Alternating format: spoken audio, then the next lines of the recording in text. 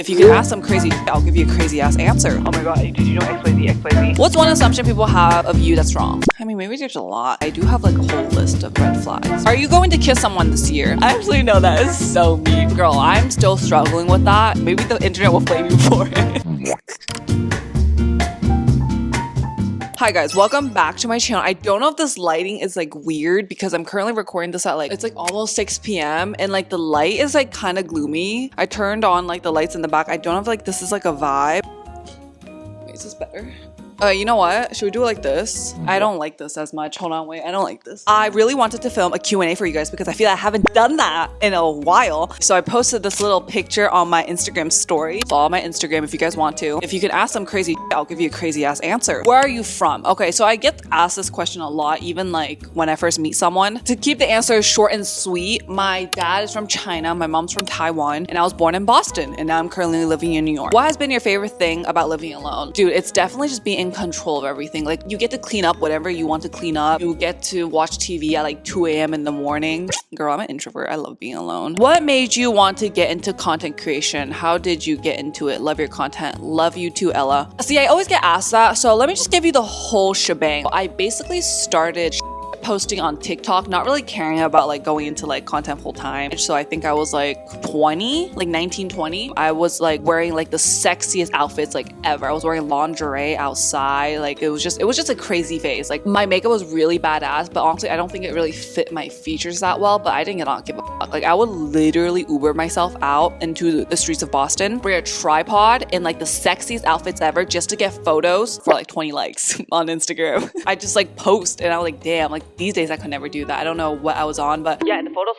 eat. And then it was like towards like graduation, where like December of 2022, where it was literally like 5 months before graduation, and I was applying for a bunch of like corporate jobs. I think I applied for like 500 jobs and I didn't get any like answers. And that's when I felt like, okay, I'm not gonna get a corporate job. And you know, the expectations, especially from like Asian parents, is like, you gotta get a job. And I'm definitely not moving home. Something gotta work. And I decided to start YouTube. For some reason, I just didn't think I'll be able to go full time on TikTok. For some reason, I was like, I'm gonna do YouTube. And so I just made a bunch of videos and for 5 months, and then one of them blew up, and then I just went out from there. So that was like in 2023. It's been 2 years now. Yeah, it just shows you that discipline really pays off, even though at the time it didn't really seem like that. Was kind of scary. How bad is your vision? So here is like a negative 5.5, and this is a negative 5 for my contact lenses. It's pretty bad, I know, but what the can you do about it, you know? Let me just get it out of the way. What's your type? What's my type? What the is my type? I like someone more mature, where it's like they listen more than they speak. Very thoughtful. I think this goes for like both genders. Can match my energy because I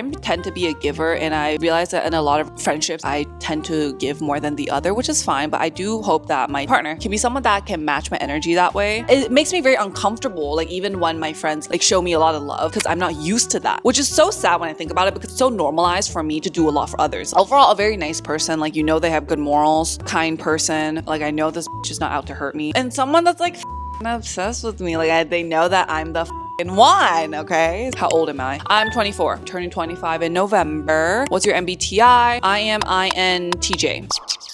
How to have/find genuine friends? Girl, I'm still struggling with that. You have to have boundaries, and I feel like especially in the city of New York, I struggle with it because I tend to be a people pleaser. I think I've gotten way better at that compared to like before, like a year ago, 2 years ago. And especially living in the city of New York, it's that you meet a lot of people. But does that mean you're gonna be friends with everyone? No, I think that I live by the fact that you don't have to be friendly with everyone, but you owe everybody kindness. You know, you shouldn't be mean to everyone. There's this one saying that some people can be nice, but it doesn't mean that they're kind, you know? I think we should be kind to everyone. And that was very hard for me because back then I'll be like, okay, our vibes clearly don't match up. There's certain things I don't really like about this person, like values I don't stand by, but I don't want to hurt their feelings. And I'm just like, I'm gonna, you know, stay friends with them. But the longer I did that, the more I just felt like, I'm like, something is not right, okay? And I would just stay being friends with certain people. And I feel like we should normalize not taking offense to the fact that I don't want to be your friend. You know, like even towards me, like even if I really want to be friends with someone and they're like, you're not my cup of tea, fine, it's okay. It's not the end of the world. The thing is that we have to understand that you only have so much time in the day. You're just not their priority, and that's okay. We gotta move on. I'm not your priority, then okay, you're not my priority either. Let's just move on. The more you narrow that out, know what is not for you, you're gonna find the things that are for you because you have vision now. Trust me, like the people that you want will come. And yes, maybe for a period of time, some people might make you feel crazy, like, okay, your expectations are just too high. No, my expectations are not high. You're just not there to meet it. And sometimes I think the hardest pill to swallow is that some friends are just you're just incompatible. It's not even that they're a bad person, but you guys are just incompatible. Story behind your name, Novia. My Asian mom would never give me such a cool name. I don't have a story. I remember like in high school, a lot of people would just go around the table and like talk about it. Oh, what's the meaning behind your name? Like literally, I wish I can give you like such a beautiful story, but honestly, I don't. So basically my aunt's daughter's friend, her name was Novia, and my mom was like, oh, that's a really cool name. And she named me Novia. And then literally like when I was taking Spanish throughout high school and middle school, like kids would make fun of me like, oh my God, your name means Novia.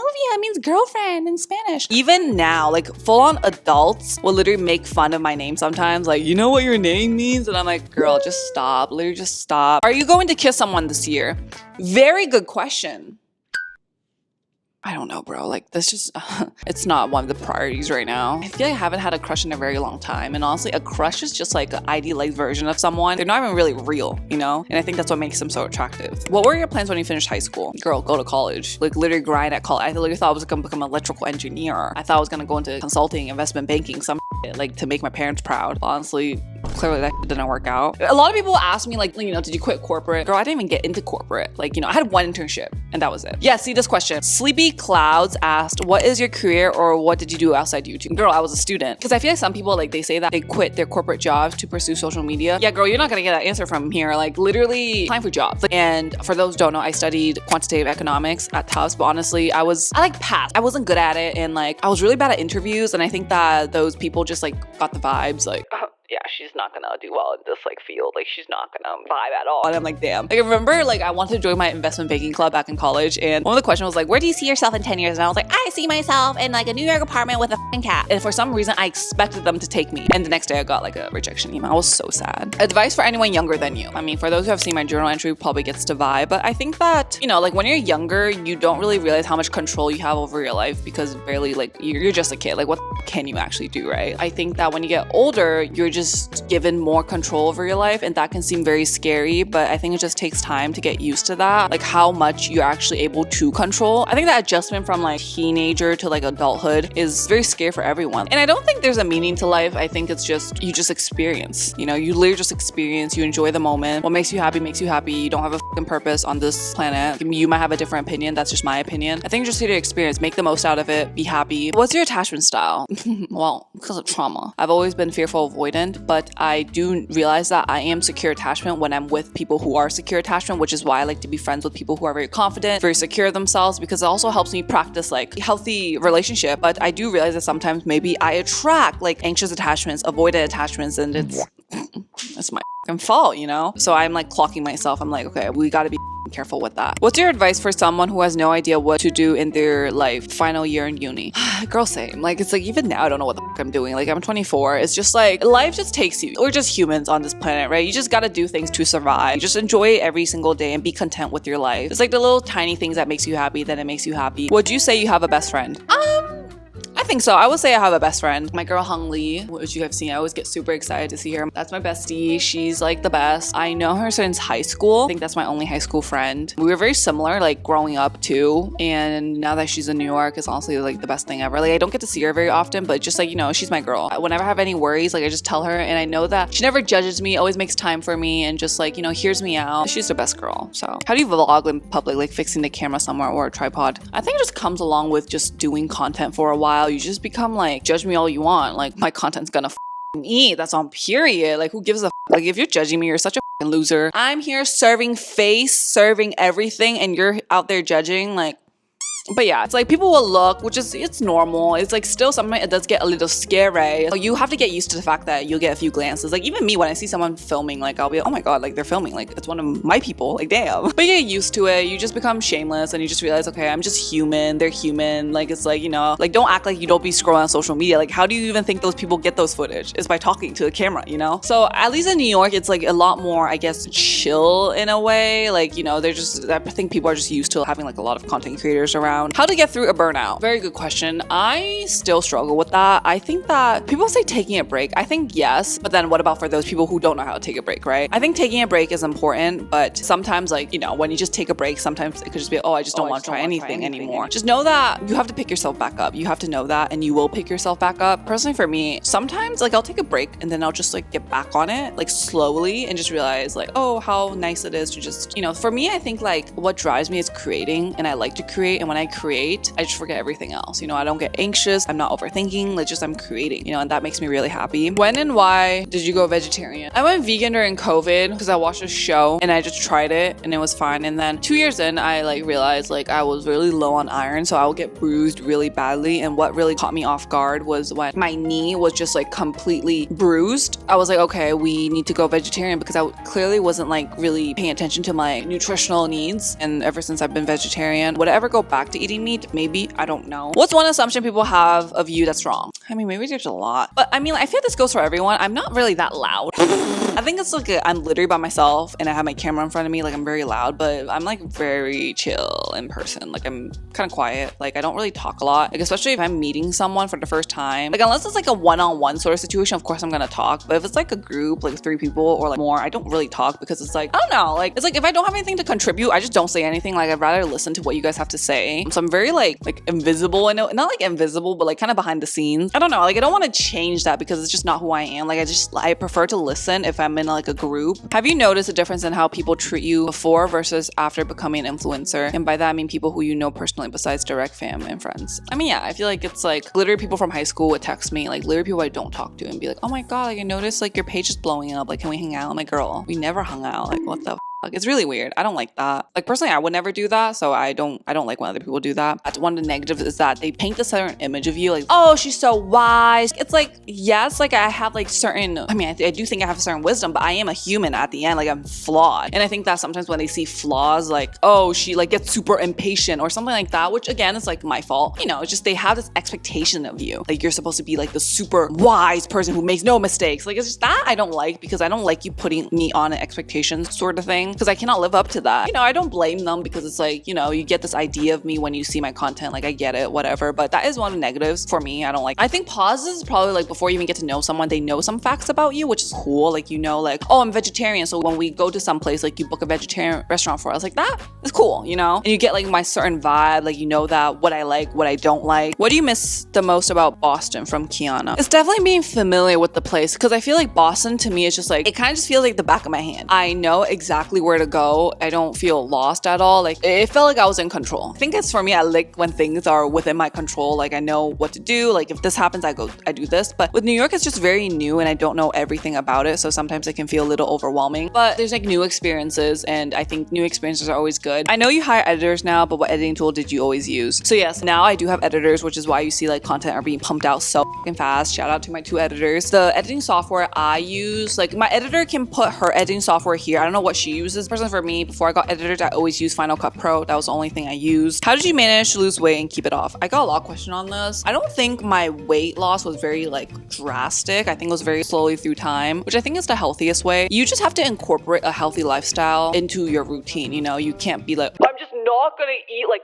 ever. I'm gonna eat like 200 calories per day, bro. That f***s with your lifestyle. And like, just imagine you going out and be like, okay, I have to make sure I don't eat this, don't eat that. That's just very sad. It's not sustainable. The reason why you're gonna gain it all back is that you cannot be eating 200 calories every day for the rest of your life, bro. Like that really sucks. Like imagine you just eating 200 calories per day and then suddenly like one of the days you're just binging like a bunch of food. Like that's just not healthy, you know? It just f***s up with your quality of life. And so everything in moderation. You're full, you can stop eating. And it's also just important to know because back then I used to eat with my emotions. Like if I'm sad, I'm not even hungry, I'll just eat. And that's not good. And also it's very important to exercise, get your steps in, walk around, go on the treadmill, lift. Because when you get your body moving, you really feel better. Like for me, when I'm having a lot of thoughts, I just exercise and I feel better. I don't think like to lose weight, you need to cut out certain food. You need to cut out carbs, you need to cut out sugar. I just think that's so stupid. Like if that works for you, great. But personally for me, I just never did that because I feel like that's just restricting yourself from eating certain things. Again, everything in moderation. Maybe for this slice of cake, maybe you can just eat half of it. Okay, save the other one for later. I just think that you should allow yourself to eat anything that you want,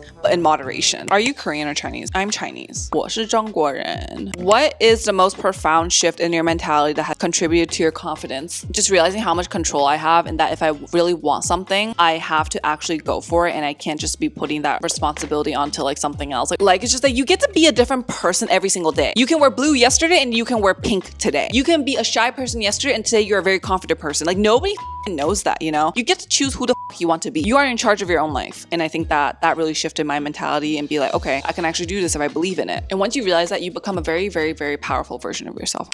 I just came back from dinner, so excuse me if I look a little slightly different, but I'm gonna finish the Q&A with you guys. What is one thing you wish people knew about you? I feel like you guys know most things about me, I feel like I really need to think about this. Tips for those who's new to makeup and skincare. Ooh, this could be a whole separate video, but maybe for makeup wise, if you're really new to makeup, I would say that try to use one color throughout your whole face because, I mean, if you're new to makeup, you probably don't know how different colors look on your face. I think that when there's a coherent color going throughout your face, it just usually looks very good. You're less prone to like mistakes. And maybe something for skincare is that, personally for me, I only really try things after I do research. Maybe research your products a lot, see who likes it. It'll be even better if it's a friend who tells you that it's good. Have you ever experienced racism? Yeah, girl. As an Asian, as a POC, as a person of color, yes. What's your biggest red flag in a friend? Mine is when people make fun of someone's interest. Yeah, making fun of someone's interest, that's really mean.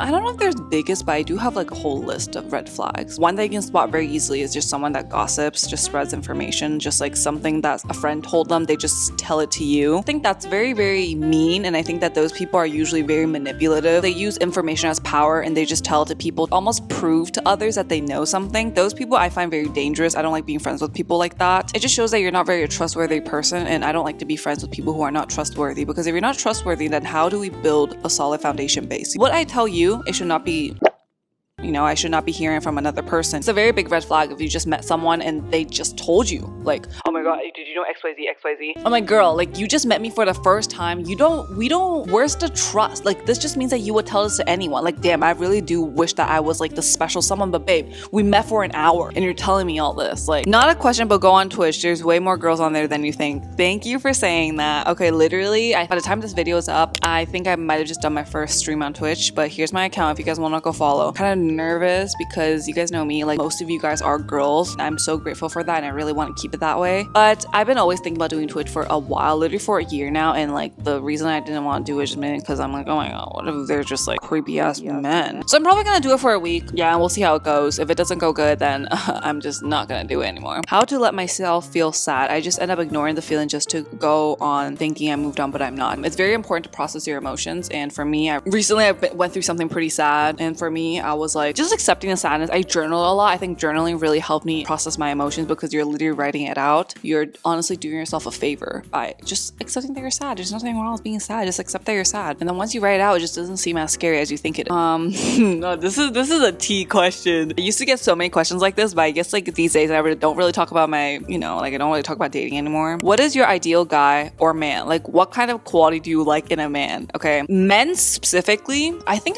even for anyone, I think I personally really like people who I can learn from. I don't think I'm like the most academic smart person, which is why honestly I should probably read more. So I like it when people are really smart, like academic smart. It can be annoying if it's like they just go on talking about some random ass shit. But it can also be interesting where they're not talking about it in a cocky way. I think that's really attractive. I like people who can do really well in public speaking. I guess I'm just talking mainly for men, okay? Like they can work really well under pressure because that's something that I struggle with. And I was like, these are really niche traits. Very polite. I like people who are polite. I like people who can really hold themselves within certain formal settings, like know how to carry themselves. I like people who can take a fucking joke, okay? I'm not saying it like in a mean way, but like if I poke fun at you, like, oh my god, that was so silly, you wouldn't be like, oh my god, how dare you say that, Because like personally for me, I can take jokes. So how can I be confident in my own skin, not care about what other people think? I think it comes with age. It comes with how much you push yourself, and usually you push yourself more and more when you're older, I would say. I think that it's very much you getting out of your comfort zone. I'm scared of this, but I'm gonna conquer it, okay? I'm scared to go outside, but I'm gonna go outside. I think it's your actions that really make you more confident because you have evidence to prove to yourself that I've done this, I'll be okay. Hence, right now, if I do this, it'll be okay. If you just never try to face it, then you're always going to be scared. And just being proud of who you are and also just confident in your skills and your abilities, I can control my own life. And I think that realizing that made me a more confident person. I find you to be intimidating and also really nice. I can't really tell which it is, but I love you either way. Oh, that's very interesting. I mean, I think that's good. I mean, I think that's for everyone. You would want to seem a little intimidating to people because I think if you seem like too nice, I think that, I mean, like, depends on the person, but from my experience, when people find you too nice, they would want to fuck with you. And those are the mean people. You know, of course, not everyone does that, but if it looks like you're easy to fuck with, people might take advantage of that. So I think that in life, it's good to be a bitch.